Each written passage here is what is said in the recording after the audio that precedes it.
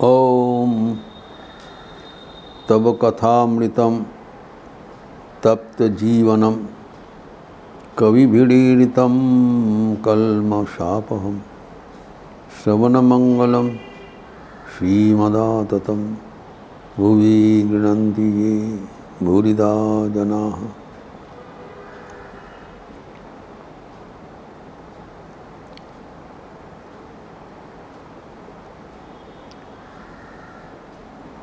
कर्म एवं अकर्म के बारे में चर्चा हो रहा था।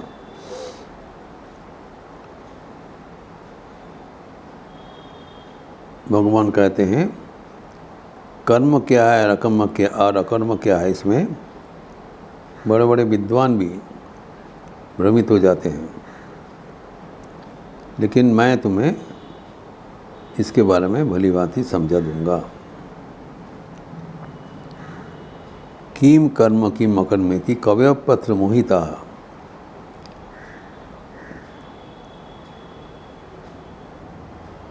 तत्ते कर्म प्रवक्ष्यामि जजगत्वा मोक्ष से अशुभात। तुम्हारा अशुभ लाभ से तुम मोक्ष हो जाओगे, मैं तुमको भली भांति समझा दूंगा। ये भगवद गीता में भगवान कर्म समझाया विभिन्न प्रकार से विभिन्न अध्याय में। तो पहले हम देखा कर्म क्या है, चर्चा किया है हम लोग कल। जो न केवल शरीर एवं इंद्रियां से, शरीर इंद्रियां मन बुद्धि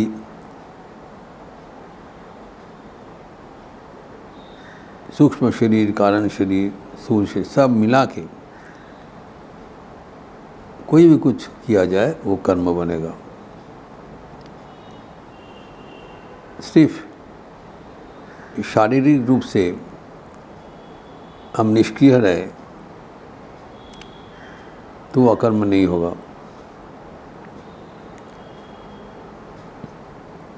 केवल मात्र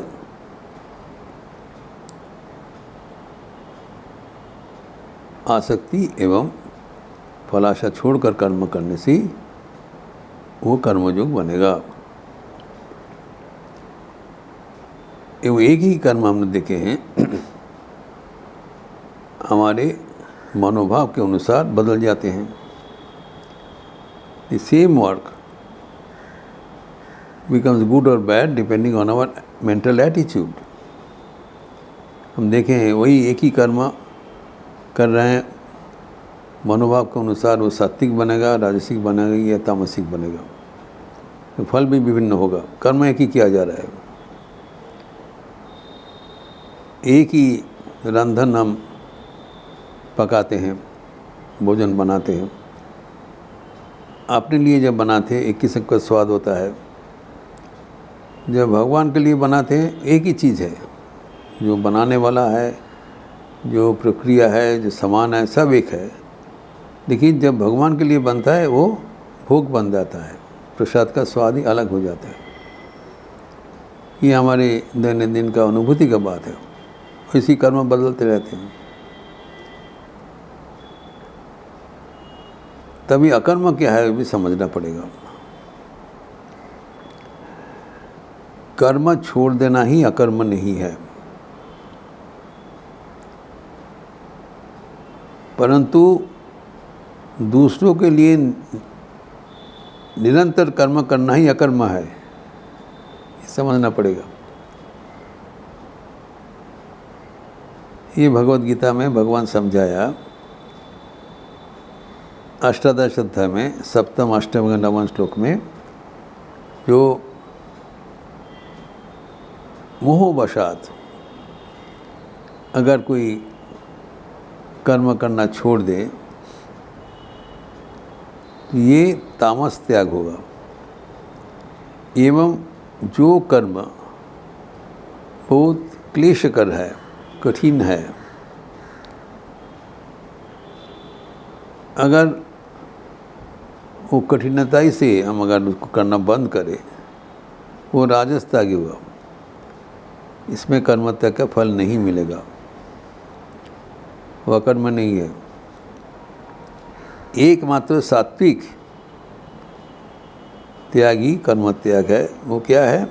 कि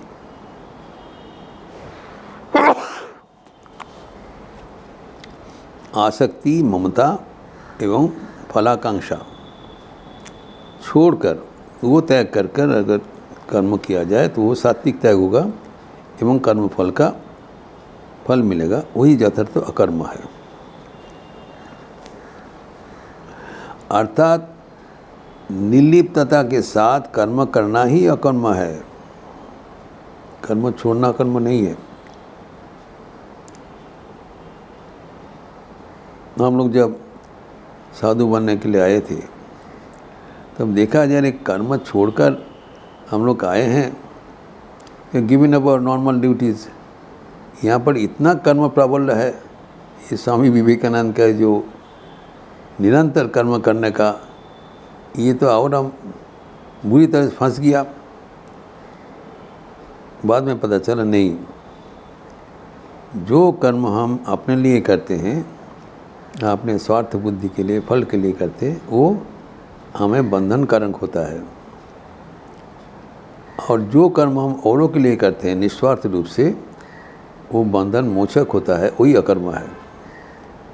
इसको ही कर्मयोग कहलाता है। भगवद गीता में श्री कृष्ण अर्जुन के माध्यम से सबको ये कर्मयोग सिखाया। प्रथम अध्याय में ही अर्जुन ने सोचा कि युद्ध रूप भयानक कर्म छोड़ दें। ये इतना हिंसा, मारामारी, इसे छोड़ दिया जाए। तो भगवान ने उनके समझाया, ये छोड़ने से तुम्हारा कर्म त्याग नहीं होगा।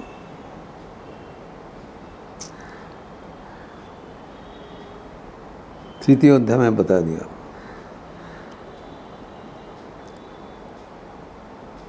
न कर्म न मनारंभ न निष्कर्म पुरुषोष्ठिति न च संन्यासनादिव सिद्धिम समधिगच्छति। कर्म अगर ऐसी छोड़ दिया जाए, कर्म ना करे, तो उसमें तुम्हारा कर्म त्याग का सिद्धि प्राप्त नहीं होगा।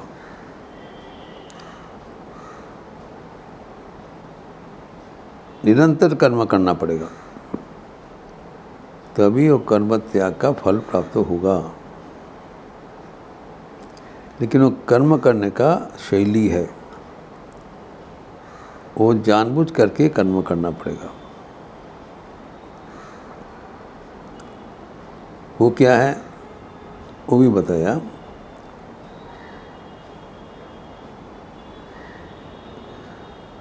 द्वितीय अध्याय में सुखे दुखी समे कृत्वा लाभा लाभो जया जयो ततो योगाय युज्यस्य ततो युद्ध्या युज्यस्य नैव पापम अवश्यसि। जो युद्ध करने के लिए भगवान अर्जुन को प्ररोचित कर रहे हैं, बोल रहे हैं करो। ये भयानक जो जान और मौत के बीच में, जीवन और मौत के बीच में खड़े होकर ये भयानक कर्म करने के लिए प्ररोचित कर रहे हैं और कहते हैं ततो युद्धाय युज्यस्य, युद्ध करके प्रस्तुत हो जाओ, कोई पाप नहीं लगेगा। अर्जुन ने सोचा ये प्राणी हत्या में बहुत पाप होगा। बोले नहीं। क्यों? लाभा लाभो जया जयो। अगर इसमें ये कर्म में तुम्हारा क्या लाभ होगा, क्या मिलेगा, क्या खोएगा, जय पराजय दोनों समय कृत्या बराबर करते हुए, बीक्यानिमस, मन में जय होने से भी आनंद नहीं होगा, पराजय होने से भी दुख नहीं होगा।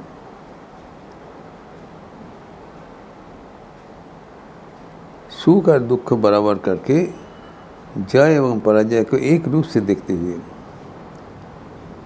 निरंतर कर्म करने से वो कर्म का जो बंधन वो आत्मा पर लागू नहीं होगा।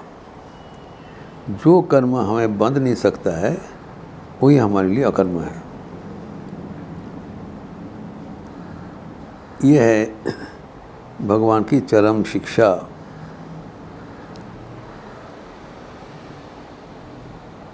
निर्लिप्त होकर कर्म करना अथवा कर्म करते हुए निर्लिप्त रहना ही अकर्म है। निरंतर कर्म कर रहा है लेकिन वो कुछ नहीं कर, नैव किंचित करोमीति, उसका कुछ कर्म नहीं हो रहा है क्योंकि वो अपने लिए नहीं कर रहा है। वो कर्म में उनका कोई आसक्ति नहीं है, कोई कर्तृत्व अभिमान नहीं है, और वो कर्म करते हुए उसका कुछ फलाकांक्षा नहीं है। इस मनोभाव, इस दृष्टिभंगी से अगर कर्म किया जाए तभी वो कर्म हमारे लिए फ़ायदेमंद होगा और उसको ही करना चाहिए।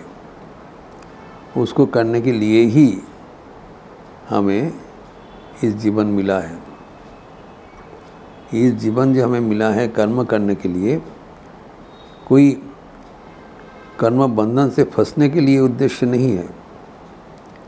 हमको तो कर्म करना ही है, मजबूर होकर करना है, लेकिन कर्म करने के पहले हमें भलीभांति सीख लेना चाहिए कर्म का कौशल क्या है। योग कर्म से कौशलम, बिना कौशल, बिना तरीका, बिना डिक्सटेरिटी अगर कर्म करें तो हम बुरी तरह फंस जाएंगे। तो कर्म में जो कुशलता ही योग है, और कुशलता है वो कर्म अकर्म के रूप में करना चाहिए, अर्थात वो कर्म हमारे मोक्ष प्रदान करने के लिए वो हमें प्रस्तुत करना चाहिए। हम कर्म करेंगे लेकिन सावधानता से कि बंधन का कारण ना हो जाए। बंधन का कारण तभी होगा जिसमें कर्म मलिन हो जाएगा। वो करने का उपाय है जिसे भगवान ने बताया, जो मन को संतुलित रखना, जो कर्म का जो फल होगा उसका शिकार नहीं बनना है। कर्म का तो फल होगा ही। तो अर्जुन को जो बताया कि तुम्हारा हतो वा प्राप्स्यसि स्वर्गम जित्वा भोक्ष्यसि मयि, ये युद्ध में दो नतीजा हो सकता है। तुम्हारा जीत होगा, तुम राज्य भोग करोगे, तुम्हारा मौत हो जाएगा तो तुम्हारा जीवन चला जाएगा, तुम स्वर्ग प्राप्त करोगे। यह लोग या परलोक दोनों में ही तुम्हारा, दोनों हाथ में लड्डू है। तो कर्म में तुम्हारा कोई आसक्ति ना हो।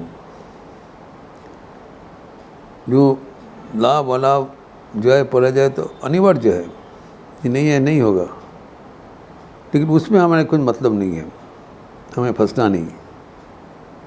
यही मनोभाव से कर्म करना चाहिए, तब कर्म सबसे अच्छा होता है। जब हम निष्क्रिय होकर, निर्लिप्त होकर कर्म करते हैं, that work become the best work. इसीलिए कहा जाता है कर्मयोगी का जिसे कर्म और कोई नहीं कर सकता है। और जो जिसमें जिसका स्वार्थ है, उत्साह है, मतलब है, वहाँ पर वो कर्म संपूर्ण शैली के साथ, वो कुशलता के साथ करना संभव नहीं है। इसीलिए हमें कर्म बहुत सावधानता से ऐसी करके किया जाए ताकि वो अकर्म बन जाए। इस प्रसंग और भी आगे बढ़ाते हुए हम लोग अगले दिन चर्चा करेंगे। ओम शांति शांति शांति। हरि ओम तत्सत। श्री राम कृष्णार्पणमस्तु। अच्छा रहिए, स्वस्थ रहिए, आनंद में रहिए। नमस्कार।